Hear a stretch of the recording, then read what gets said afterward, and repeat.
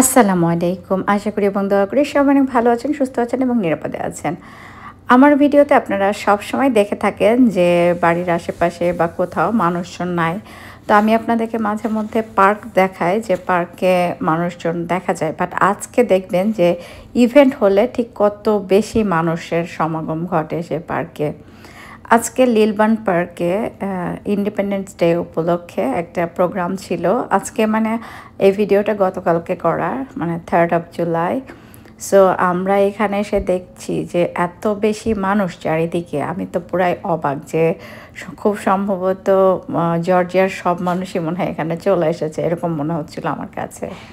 যেহেতু প্রচুর মানুষের সমাগম ঘটবে সেই জন্য পার্কিংয়ে কোনো গাড়ি রাখার জায়গা ছিল না, যার কারণে ওরা হচ্ছে কিছু কিছু চার্চে আর কি পার্কিংয়ের ব্যবস্থা করেছিল এবং সেখান থেকে শাটল বাসে করে আর কি নিয়ে এসেছিল মানুষজন। আমি তো পুরাই অবাক, প্রথমবার কোনো একটা ইভেন্টে গেছি। সাধারণত আমি পার্কে গেলেও ইভেন্টে কখনো যাওয়া হয়নি। তো এবার যে আর কি পুরাই অবাক হলাম যে এত মানুষ। যখন বাসার বাইরে হাঁটাহাঁটি করি তখন আসলে বোঝা যায় না যে এত মানুষ আছে, বাট ইভেন্টে যেহেতু আমি মানে পুরাই অবাক হয়ে গেছি যে এত মানুষ, এত ভিড়।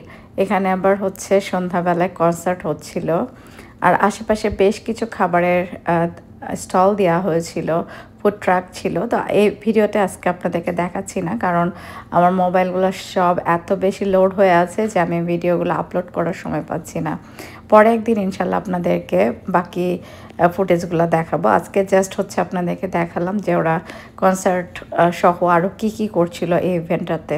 সব শেষে আর কি আয়োজন হিসাবে ছিল ফায়ারওয়ার্কস, তো সেটাও আমি খুবই অল্প একটু ধারণ করতে পেরেছি যেহেতু আমার মোবাইলে স্পেস নাই সেই জন্য। তো এত মানুষজন, এত হইচই, মানে প্রথমবার যাওয়ার সুযোগ হলো আমার, আসলে বেশ ভালোই লাগছিল। কনসার্টের গান পরিবেশন শেষ করার পর ওদের বেশ কিছু শিল্পী মিলে আমেরিকার জাতীয় সঙ্গীতটাও পরিবেশন করলো।